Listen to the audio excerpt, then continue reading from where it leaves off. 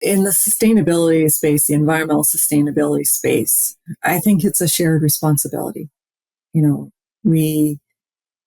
feel like there is a lot of onus on farms to change practices or demonstrate change, to whether it's fit into some different markets or to meet the public demand or public needs. But there are so many of us in the surrounding industry to farms that have a responsibility in these actions as well. Are there ways that we can reduce the barriers to making any changes? Whether a farm wants to or not, that's another question. But I think we all have a shared responsibility and can find ways for different actions that we can play.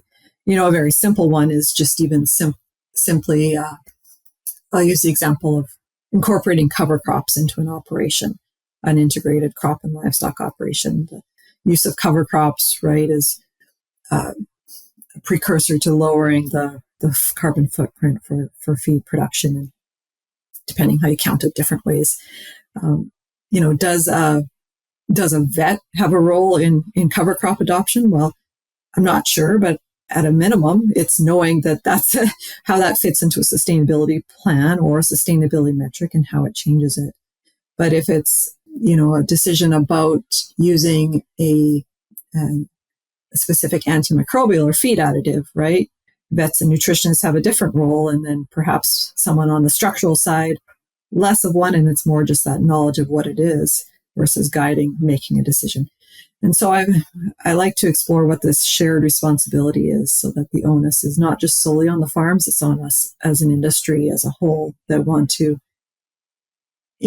promote that continuous improvement in livestock production. Swine.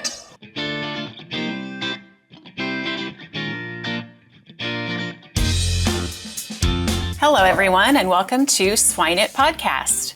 I'm Tara Donovan. I'm going to be your host today, and I'd like to introduce our guest, Dr. Erin Cortus. Dr. Cortus is an associate professor and extension engineer at the University of Minnesota. Welcome to our show, Erin. Thanks for having me. Let's start off today with you sharing a little bit about your background and your career path with us. Happy to. I was born and raised in Saskatchewan, and so I'm one of the few people who can say they moved to Minnesota for the weather. I grew up, I like to say I had a kind of a combination of an urban and rural background. I grew up in a city, but my dad is a full-time farmer, and so I was able to kind of bridge that gap between growing up in a relatively small city, but also spending time on a farm and recognizing the role of agriculture, in the world and in society. As an agricultural engineer, I studied at the University of Saskatchewan, and it was in my undergraduate years when I started working at a research swine barn just outside of Saskatoon. And, it was a life-changing experience. I took the job just because I wanted an ag engineering job one summer, and that was one of the opportunities. But it really set the course for the rest of my life. On about the third day, I was helping set up some air quality experiments and recognized that the work that I was contributing to had implications for the animals in the barn, the workers in the barn, the surrounding environment, and of course the communities around a barn. And so after my undergraduate and then my PhD, also at the University of Saskatchewan, I was very lucky to be part of the National Air Emissions Monitoring Study as a postdoc. And that was some work that was led out of Purdue, but it involved universities from across the United States. And this was back around 2006 to 2010 or so. But that experience introduced me to more than just pigs, introduced me to a broad array of animals and the emission patterns and what comes from those barns. But I think more than anything, it also cemented that idea that, every farm is different. Every farm has some of these unique characteristics when it comes to air quality and just the environmental impact in general. And so we really need to understand the nuances of farms if we want to start talking about air quality and what we what we can and what we can't do about it in some cases. So over the last, I guess it's been about 14 years now, I've been a faculty member, first at South Dakota State University and now at University of Minnesota. And it's been in this extension research and a little bit of teaching role that I've continued to focus on environmental impact of livestock production, but also bridging that or translating between the research side and the extension or the applied side of what we do. Thank you for that introduction. So I understand your area of expertise is in sustainability programs for many different livestock, different operations, different types of operations. But can you describe to me, just so I understand a little bit better, more detail of like the type of programs that you work with in the swine production? Sure. Sustainability is such a big, broad word, and it means different things to different people. And so this is typically one of the first questions that is part of conversation. When I look at sustainability in a very broad sense, right, it is maintaining something into the future. When it comes to swine systems, we can look at it from many different scales, global or national or regional. I like to look at sustainability at a farm level. And so what does that mean for an individual farm? For me, every farm has different goals that they view as keeping them going, maintaining a profitable enterprise with minimal environmental impact into the future. And so it's my role to understand what those goals are for an individual farm. But I also see my role as how can we add some more farm-specific details to either monitoring or maybe improving the actions that contribute to that plan. And so, like I said, I focus on that farm scale, and then really it's a look at how can we better estimate what an impact of an individual farm is before we even start talking about any ways to improve the operation. Good. Well, you went into really a great lead off into my next question that I had for you that I was thinking about is, as a swine veterinarian, I did quite a lot of swine welfare assessments, and our National Pork Board program kind of grew over the years. And there was, at one point, there was some monitoring we were doing with ammonia. And so that was interesting for me. It was an objective measure, right? And at least kind of something tangible as opposed to being subjective. But we don't do that in a measurement as a routine basis, even on that assessment anymore. And so just wondered from your expertise, what's the best, you mentioned a little bit of monitoring. So what would that look like to you? And would that be something we do, every day as the producer, or as we do as a veterinarian, and where can we go with that on the farm? In the environmental sustainability space, right? Sustainability is more than environment, but in that environmental sustainability space, right now, there's such a big focus on greenhouse gas emissions. There's also a focus on water quality, water recycling, biodiversity, but I'd say the big focus is on greenhouse gas emissions, which are extremely challenging to measure.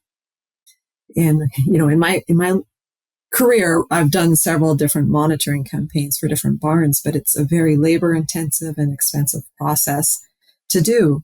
And we need to do it for a long time because barns change every day with the growth of animals and every year with the changing of animals and changing of practices. And so when it comes to monitoring, can we measure greenhouse gases? Well, I would say in general, no, not on every single farm, every single day. We do rely heavily on model estimates to understand or make a first pass at to what emissions are. But it has been my goal over the last couple of years to see, well, is there a way that we can put something a little more tangible into those estimates for greenhouse gas emissions? So, for example, with swine feed production, all the cropping practices that go into the production of feed, some of the transportation, but then also the manure management. Those are two really key pieces to a greenhouse gas footprint for a swine farm. And it's fairly similar in some of the other animals as well.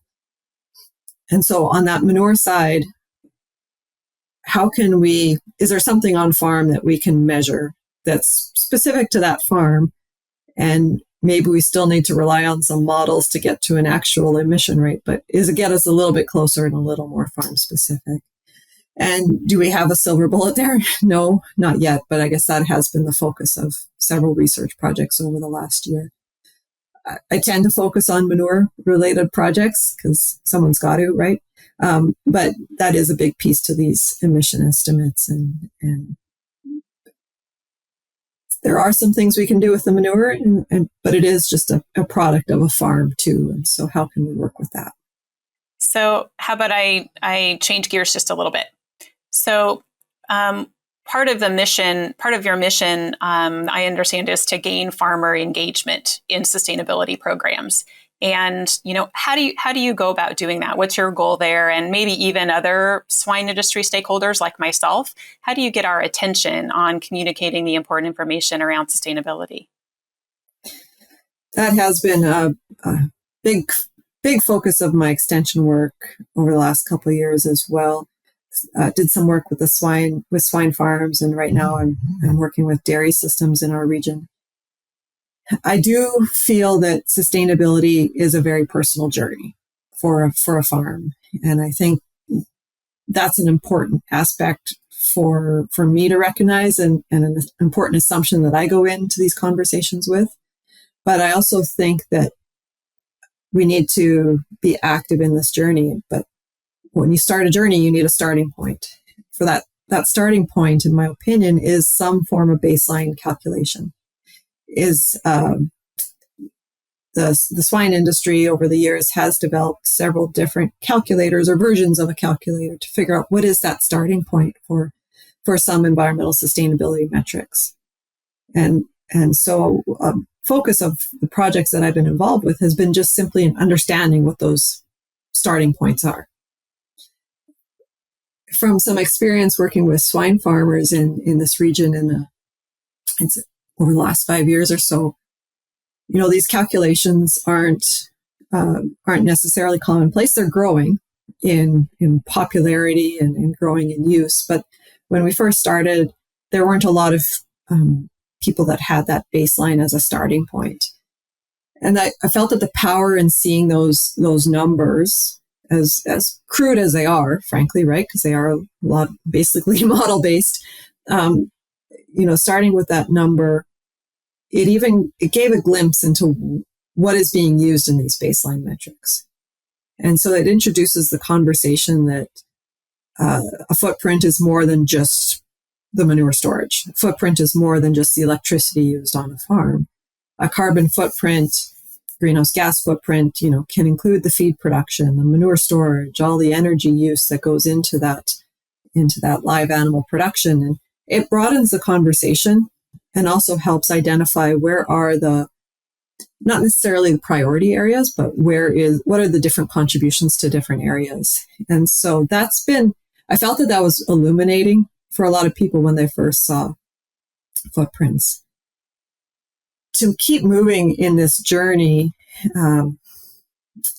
of continuous improvement, I don't want to say necessarily sustainability journey, but in that journey of continuous improvement, to keep moving from the baselines, though, we need something else. We need to be able to answer that now what question.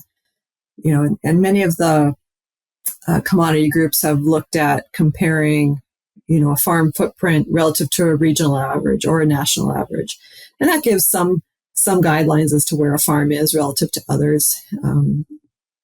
We're right now exploring the viability, the power of peer groups to even further explore those, because, we can look at different numbers, but until we know some of the context behind why this farm has this number and this farm has a different number, it's hard to understand, well, what do we do next? What is really going to change a metric in a meaningful way?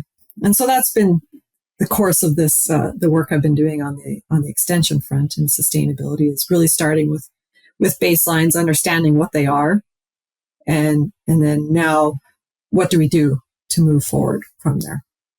Erin, I think you're exactly right. When I first was trying to understand what does sustainability mean to me, it seemed there's a lot of pieces to it, and so getting a baseline or understanding, maybe just taking a model farm, an average finisher in Iowa, for instance, or Minnesota, and what are the impacts of that farm, and understanding those helped me to kind of get a grasp of what are the different pieces and how could we go about doing some comparison, right? Or benchmarking, maybe a better word for that.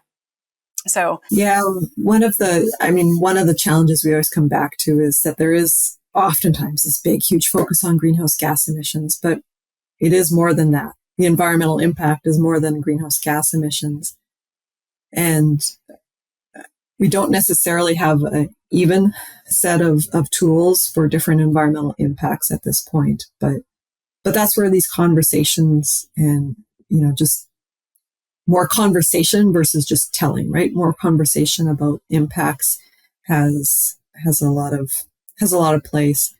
The example that I like to use is with when we look at greenhouse gases from manure storages.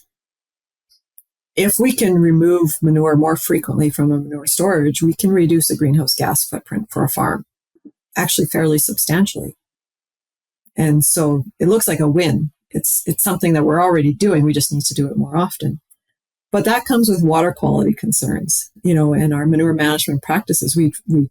We often empty the manure storages in our region once a year because it's easiest to get into the fields in the fall. And if we can apply it when it's cold, we're not risking a lot of loss of nutrients.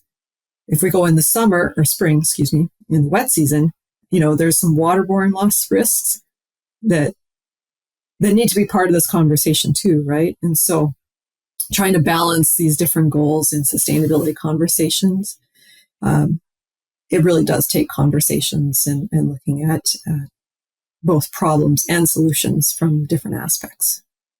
And also, if you think about the inputs or the costs associated, right, with the movement of that manure or pumping any equipment, labor, there's a piece to that. And then also, not just the impact of, greenhouse gas emissions, but then coming back full circle and what is the value, right? What value are these farms bringing? And, so putting the whole puzzle together, I think is important in that conversation.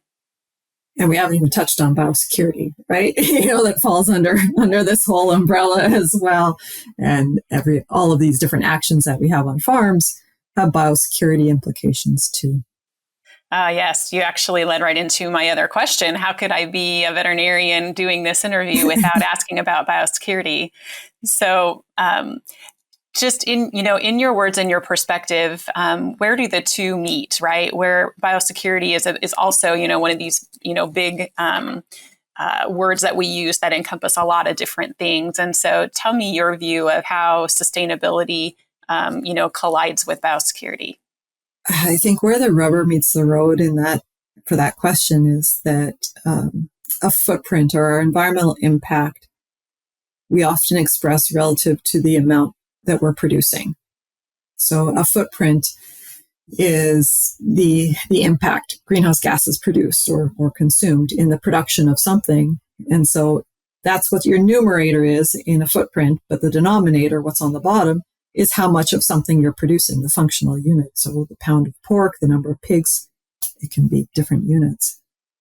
So with biosecurity, what we're trying to do, right, is prevent the spread of disease on or off a farm and ultimately enhance the productivity of those animals and the production of those animals. And so the health, the comfort, the productivity of our animals is the denominator of that footprint. The larger we make a denominator, the smaller a number is. And so, mathematically, that's where biosecurity fits into the sustainability, one of the sustainability equations, I should say. Yeah, I think that's a great way to look at it, actually. Seems very simple, right? For Yeah, it's just the denominator. for pretty complicated, processes. But I think that's exactly right. To simplify, where they collide would that's a great example. I mean, both sustainability and biosecurity are, we end up talking about practices or potential changes to improve something, but they all come with a cost. They all come with additional work, and what is the payoff in both cases? Is it worth going through those extra steps of showering or Danish entries in all facilities, or even adding filtration? And kind of what's that payback is a decision on the biosecurity side, and we have those questions on the environmental side as well when we look at practices. Right, exactly. And both areas require, education and communication. And that's really it. It sounds like an area that you're working on is how do we communicate the importance of this to producers and then beyond. We just finished up a research project. It was looking at actually biosecurity practices during the entry process. We constructed 3 fake hallways in our lab on campus, and then invited people to come go through the hallways following protocols for biosecure entry with different numbers of steps, basically just signing a logbook or changing boots or even going through a bench system. And we looked at, is the response different if people hear the instructions, see the instructions, or just listen to the instructions? And so we didn't see any difference in how people received the instructions, but we did see some, other differences in the number of errors and type of errors based on which room it was or how many steps there were. So the communication aspect and the training aspect is fascinating to me as well. I feel like I spent my entire career trying to understand how to simplify really difficult processes, right? And how do we pick the ones that are most important if we don't think we can get them all done every day, right? And I think that's an area in our industry with disease prevention that we've got to work on. Yeah, I admire all the work that the vets do and such to add to our monitoring toolbox as well in this area. Right. So I'm going to switch gears just a little bit because I saw a publication you had recently about a teaching method that maybe could be used in a discipline like yours or in engineering. And how do we teach students that are interested in this area better, or how do we get more involvement? I've really enjoyed exploring different teaching methods over my career. I don't teach as much in the classroom as I used to, but it's always fun to explore how can we impart that better. And one of the aspects that I used to teach was manure management, and how do you help someone be a manager, right, and make some of those decisions, and how do you put them into that decision seat as part of a class. So a couple different ways we've tried it, but one way is we frankly made compost piles for people to manage. They had to manage a compost pile, or the students had to manage a compost pile, make decisions about turning or adding water, make decisions in order to produce a viable product at the end. I mean, that's just experiential learning in a nutshell, right? But it still takes effort to implement that in a class and find places to compost, of course. But another way that we've tried to bring the real world to students is in the case of siting livestock operations. There is a public piece to the siting of livestock operations, and how can we bring that experience, that real world set of questions that the public are going to want answers to, into the classroom. And so similarly in a management class, with managing, you have to have a plan, and in a public public forum setting, how can you get feedback on that plan, good or bad, and questions. And so in past classes, we facilitated bringing in external reviewers that are familiar with the citing process to query the students as they present their plans and kind of dig a little bit deeper into, have you thought about this, and what's going to be the impact on me as a fake neighbor to this operation. So there's different ways to incorporate that experience into the classroom if we're willing to try. But time and effort is there. It has to be there to make it happen. Erin, that's really fascinating, because I think if I look back at my education and my experience, the hands-on approach, right, to me, there's nothing better than that. So I think that's very interesting and great, what I just heard, and even the kind of practice citing, right, to understand where does the emotions come in then, right, because that's a pretty emotional topic, I think, and certainly in your space, something that some of those students are going to have to deal with in their career. So that's great. So Erin, we're rounding out our time together. And before we go to the 3 ending questions that we ask all of our guests, is there any final thoughts that you want to share with us? Some just final key take-homes or things that you want to challenge us as industry stakeholders to do? In the sustainability space, the environmental sustainability space, I think it's a shared responsibility. I feel like there is a lot of onus on farms to change practices or demonstrate change, to whether it's fit into some different markets or to meet the public demand or public needs. But there are so many of us in the surrounding industry to farms that have a responsibility in these actions as well. Are there ways that we can reduce the barriers to making any changes? Whether a farm wants to or not, that's another question. But I think we all have a shared responsibility and can find ways for different actions that we can play. A very simple one is just even simply, I'll use the example of incorporating cover crops into an operation, an integrated crop and livestock operation. The use of cover crops, right, is a precursor to lowering the carbon footprint for feed production, and depending how you count it, different ways. Does a vet have a role in cover crop adoption? Well, I'm not sure, but at a minimum, it's knowing that that's how that fits into a sustainability plan or a sustainability metric and how it changes it. But if it's, a decision about using a specific antimicrobial or feed additive, right? Vets and nutritionists have a different role, and then perhaps someone on the structural side, less of one, and it's more just that knowledge of what it is versus making a decision. And so I like to explore what this shared responsibility is, so that the onus is not just solely on the farms, it's on us as an industry as a whole that want to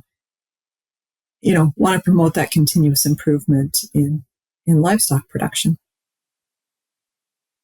I like that. I think our whole industry, it is a shared responsibility, right? And we're all stakeholders. And so understanding maybe not all the detail of each other's disciplines, but at least to be an advocate and to understand what you're working on and what you're doing for our producers. I can help with at least having that knowledge of, I met, Dr. Cortus, and she's working on this and they're looking into this, right? So I think that's the shared responsibility, or how I take that, right? Yeah, and I think it can be as simple as, on the environmental sustainability side, many farms are having assessments done, but we could all take a minute to look at what one of those reports looks like. So it's not foreign, and we know what goes into those reports as someone who advises or works with livestock producers, just so it's not foreign, and we know what some of these decision-making tools that the farmers are working with, just so we know what they look like. Whether we can, our actions, that's a next step, but even just that knowledge of what these reports look like can be powerful. Right. So our homework is make sure that we're knowledgeable about a sustainability report, right? I think that's a great. Good starting point. It's time for our famous 3. We have a time and labor-saving product for you. AgriSlats by Healthy Farms is your solution. No more lugging jugs around the barn every month. With AgriSlats, you simply drop the slat through the floor twice a year, and it works to break down solids, reduces crusting and forming. To learn more, visit myhealthyfarms.com. Okay, so now the 3 questions that we ask all of our guests. The first one, Erin, is what's your favorite book or resource that you use in your area of expertise? A book that I've thoroughly enjoyed as an extension specialist is called The Art of Gathering. As someone who frankly enjoys putting together meetings for that experience, that collective experience, The Art of Gathering goes beyond a meeting format, but it just explores what it means and what it takes to put together a meeting that engages everybody. They don't all work, right? Not all meetings work that way, but I just enjoyed the creativity and a different way to think about gatherings that I got from that book. Oh, great. Great. I'll have to check that one out. The next one is, what is your favorite book or resource outside of agriculture?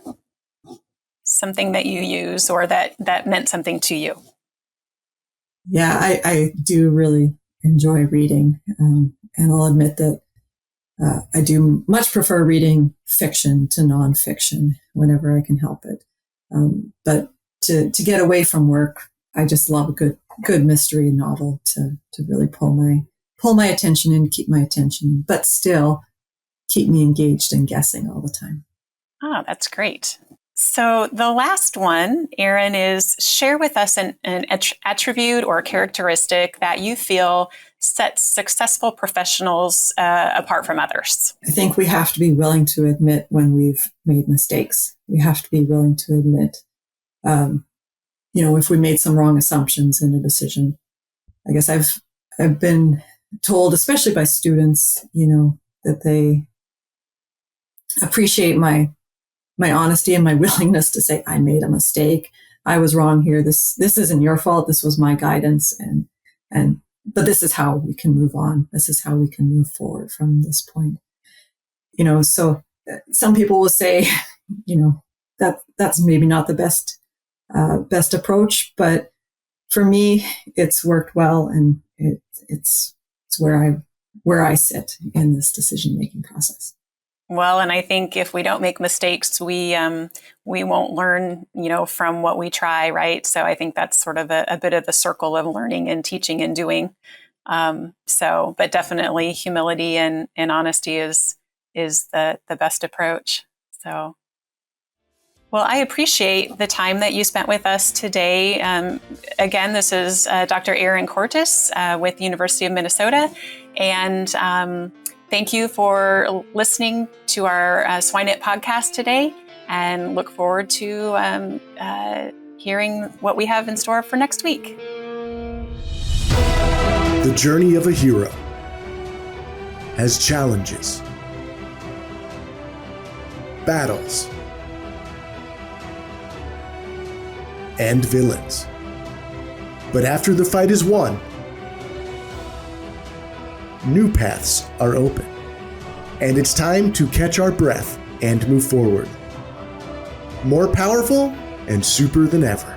And you, hero of the swine industry, do you have your cape ready to take new flights? Swine Talks 2023, December 6th and 7th. Together, we're more super than any obstacle.